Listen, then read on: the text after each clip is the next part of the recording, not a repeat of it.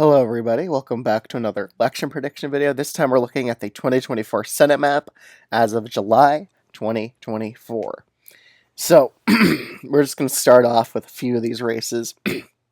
Some margins have shifted across these battlegrounds, and we're just going to get right into it. So, we're going to set the safe blue states currently. Well, actually, Maryland, I would consider that safe blue. I just instinctively usually click on it. But yeah, Bernie Sanders, he's running for re-election, so is Angus King, but the caucus of the Democrats, so they're basically Dems on this map, so they don't need another color here. And Minnesota, I would consider Amy Klobuchar in a pretty safe spot, honestly. I think she'll easily win against that pretty much terrible opponent running against her. Alright, so I guess we could now start talking about the rest of this map. So starting off with Missouri, again, there is a decent Democratic candidate running against Josh Hawley. However, just looking at the polls, he's only hitting the high 30s or low 40s. This is pretty much a safe Republican race. These undecideds are probably most likely going to break for Republicans in this solid red state, which typically happens. So, Missouri's safe red. West Virginia, Jim Justice is running, and it's obviously going to be a safe red seat. The Democratic candidate has no chance of beating him. And honestly, I want to check who is the Dem running against. Glenn Elliott, yeah. What is so special about him? Mayor of Wheeling, West Virginia. Well, maybe he'll win a county. That's about it, probably. But let's keep on moving on. So going to the state of New Jersey, we did have a poll there. We had, it was a really bad pollster, I will say, that missed 2022 like a lot. Coefficient like is one of the worst pollsters. Has the worst track record. They showed it as a likely blue race. Another poll showed it as a likely blue race, but all these undecideds are going to end up going for Andy Kim here. Usually in a solidly red state or solidly blue state, the undecideds typically break for the party that's pretty much in a best position here. So in New Jersey, I expect these undecideds are overwhelmingly going to Andy Kim here. I also think Andy Kim's a pretty solid candidate, so it really wouldn't surprise me that they break for him at the end of the day. And Bob Menendez, let's just go to the hypotheticals here. He's only hitting 3% or 6% in some of these polls. He's going to probably even get less than that. Like, his approval rating's so low right now that he's going to be a non-factor here. I don't think he's not going to even run a campaign. There's not going to be enough campaign staff to run him. He's just going to have his name on the ballot or something, or I think he's probably going to drop out, honestly. I don't see him running an actual campaign that'll sink Andy Kim. I don't think we're going to see something like that happen. I expect Andy Kim to win this race by over 10 percentage points. Even if Bob Menendez were to run, it wouldn't be competitive.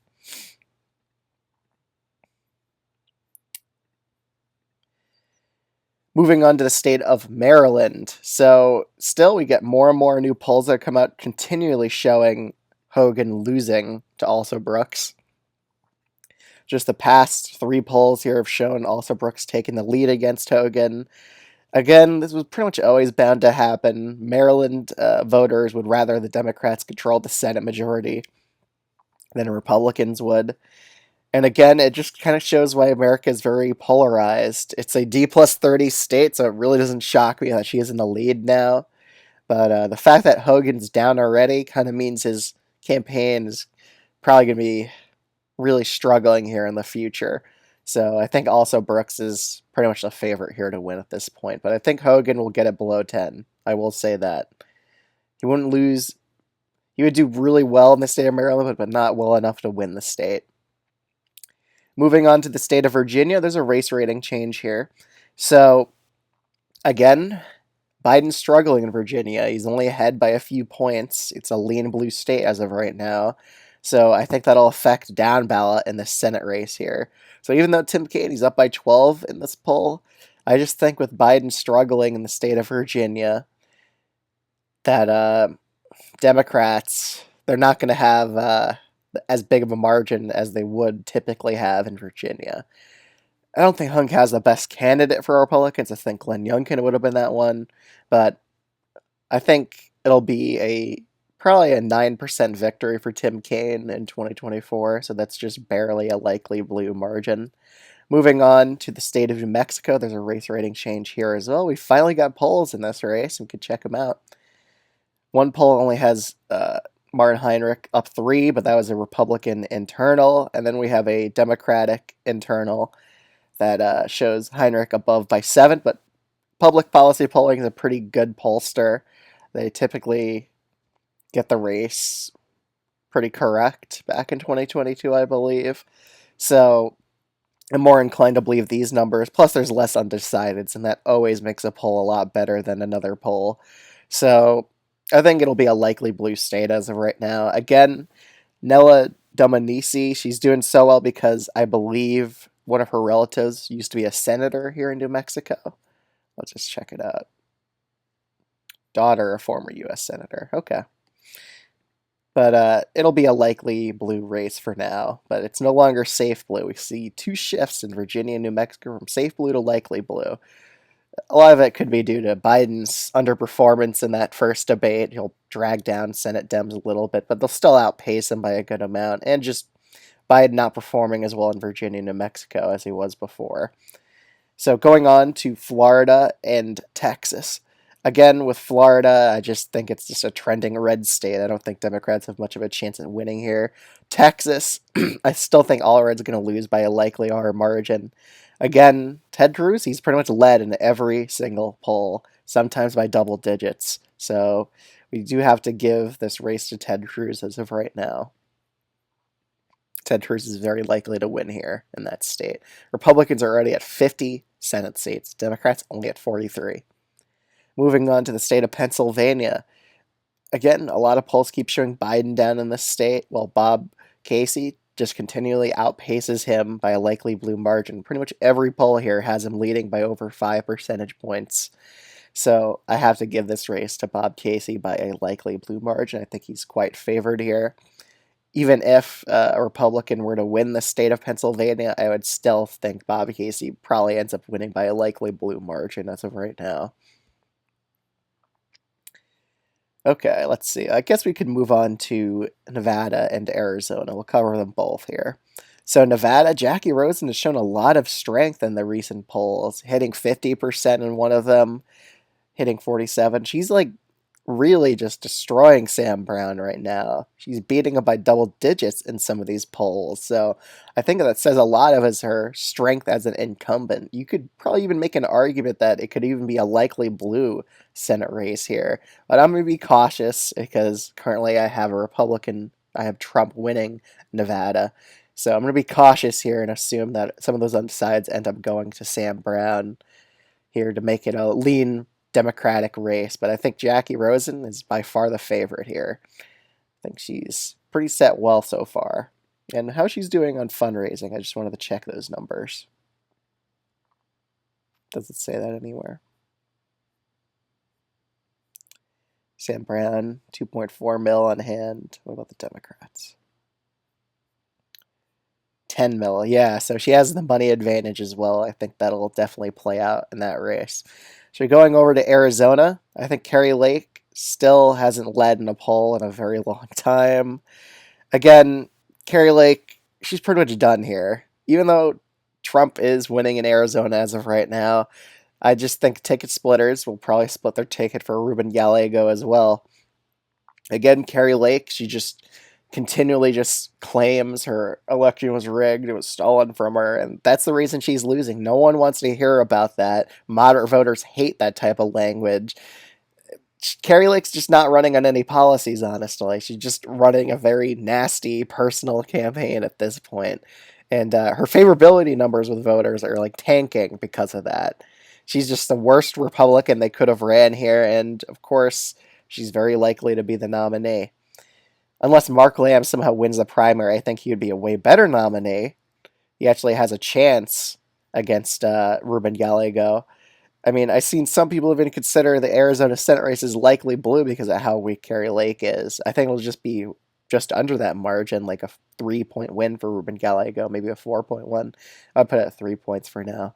But I think he's very favored to win the Senate race because of how bad of a candidate Kari Lake is. she's just pretty much a grifter as well, and she's going to continually grift off the Republicans in the state of Arizona. So she's just a terrible candidate. Let's go back to the Senate map. Okay, I think we should head to Wisconsin next. So Wisconsin, it's very likely that Eric Hovde will be the nominee. I believe he does have Trump's endorsement. Yep, he does. But so far, Tammy Baldwin pretty much has led in every single poll except for one poll early on that had it as a tie. But this is a lean blue race still. I wouldn't put it in the likely category just yet, but it could go to that way. But I would consider Tammy Baldwin a pretty big favorite here. She probably has an 80% chance at winning against Hovde as of right now, I would say, based on those odds, and I expect her to end up winning here by about 4 percentage points. She does have incumbency advantage as well, and Wisconsin typically likes to keep their incumbent senators and even their incumbent governor back in 2022. So I guess we could move on to Michigan next. I think it'll be one of the more competitive races, and it's probably Republicans' most likely 53rd seat because it is an open race. They do have a decent candidate on the Republican side, Mike Rogers. But just looking at the early polls here, let's see. Mike Rogers is only a few points away from Slotkin. There's a lot of undecideds here, so he could pull off this victory here in the state of Michigan. It's not impossible for him, but so far Slotkin just has a lot of a lead here. He hasn't led. Mike Rogers has not led in a single poll yet. He's tied a few of them, but another thing is Slotkin, I'm pretty sure, has a pretty big money advantage. Let's go and find that fundraising. There we go. Yeah, she has $8 million on hand, 8.6 mil as of March. Let's just check the Republicans here.